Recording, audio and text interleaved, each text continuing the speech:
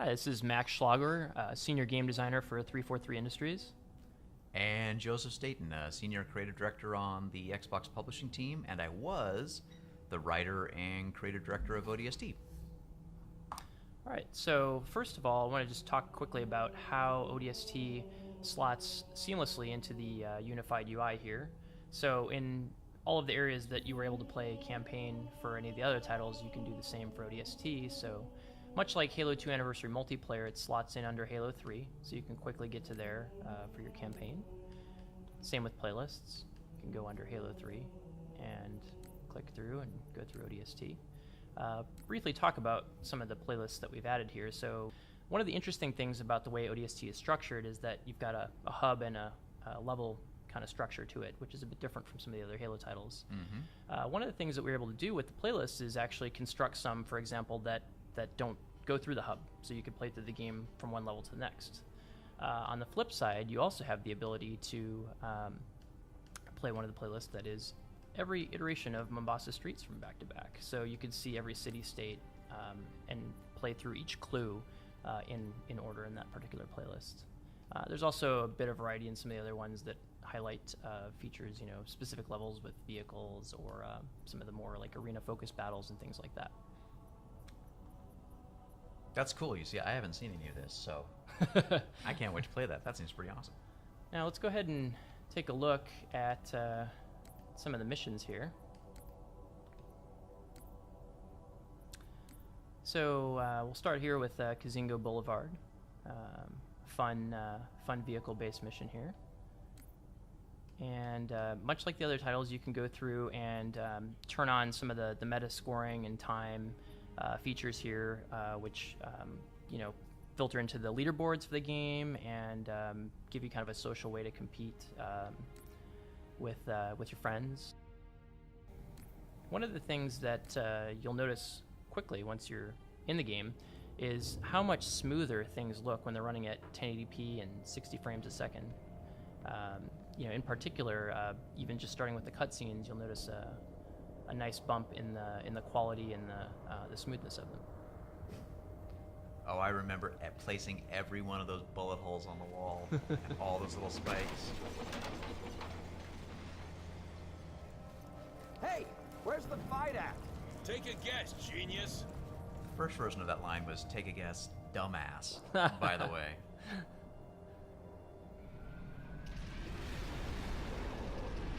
That's CJ Cowan with the manhole bouncing off his head. Or Pat, one of the two, animated that chestnut. Alright, so let's go take a look through a level, and just like all the other games, the universal control schemes are supported for ODST.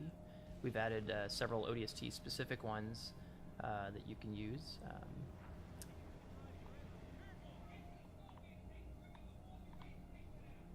I like to drive tanks, so I'm going to take that.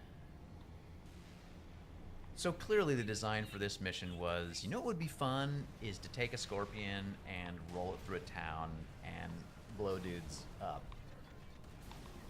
And ODST really was, to a large extent, a hit parade in the various missions of the most fun things to do in the Halo sandbox. But there was something really fun about the tight environment here, and really being forced to use a scorpion more as a precision weapon that was really, really enjoyable. I want you to shoot every lamppost because it's the one thing that's gonna. Oh, those blow up too. I forgot. See, two things to blow up. Okay, lampposts here. Yeah, let's take those out. Oh yes. Yes. There we go. Yes. So ODST was a pretty small team compared to the Halo 3 team, and one of my jobs on the game was to place garbage all around the city. And I don't know if I placed the garbage in this area. This might have been Vic, actually, who placed the garbage here. I can't remember, but needless to say, going around and placing all the little trash and cans. I'm so glad that I can see it all now up-resed. Every last newspaper. High-res garbage. That's good. It's a monument to all my sins. ODST was actually pretty fun. It was the only Halo game that we got to make back in the day where we were building off of an established engine. So rather than reinventing the wheel, we could take the Halo 3 engine and begin to layer features on top of it to make it a better experience. So the compass, the waypoints, all the work we did with the visor mode, we were able to do that because we had some stable code under our feet.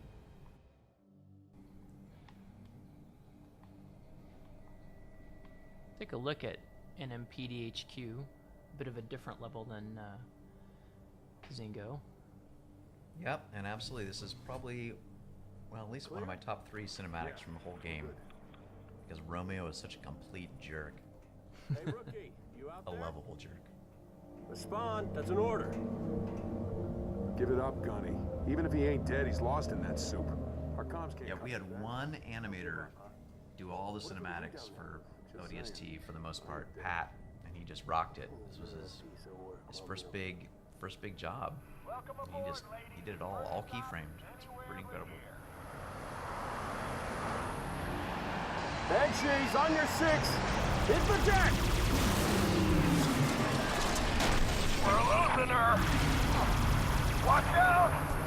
Ah! Mickey, Dutch. Status. All right, let's do this. One of the really fun things about ODST was exploring a city at all levels. And one of the design goals and art goals we had early on was to take players from the highest point of the city to the lowest point in the city. And this, of course, is the high point, but just being able to be up in the clouds and see the Halo world from a different point of view. Oftentimes in Halo games, you're traveling from one spectacular destination to the next, and you don't really have time to linger in one spot for too long, but that was really the hope with ODST, is by the time you were done with it, you really would feel like you had spent quality time in a city, learned about it, I don't know, gotten to a place where it felt familiar and a little bit like home by the time you were done. Home filled with thousands of mean, ugly aliens that you had to shoot.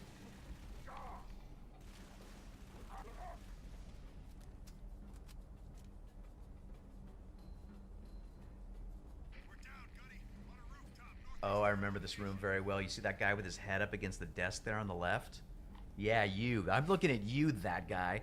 Placing bodies was such a giant pain in the butt in ODST, I can't even tell you. You had to just drop and hope that the physics landed them in the right spot.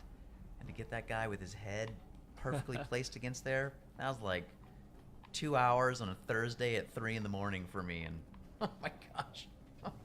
But looks good, right? Yeah, that's a high quality. quality Quality corpse placement? corpse placement. Good. This room had a lot of corpse placement love.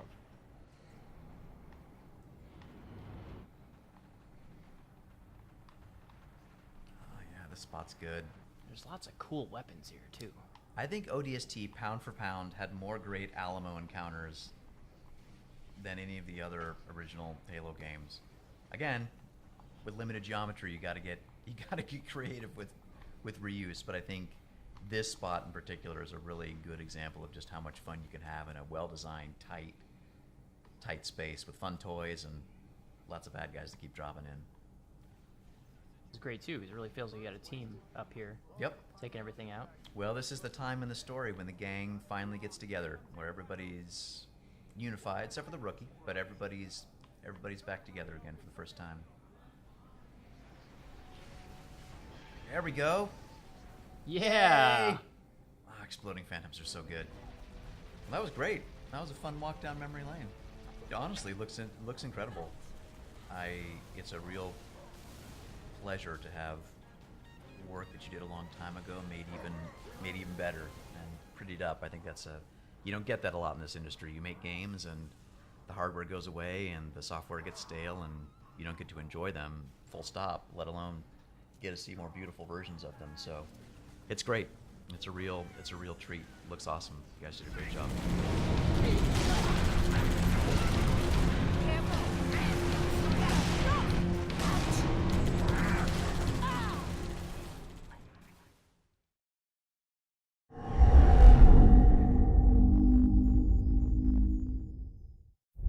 Only on Xbox One.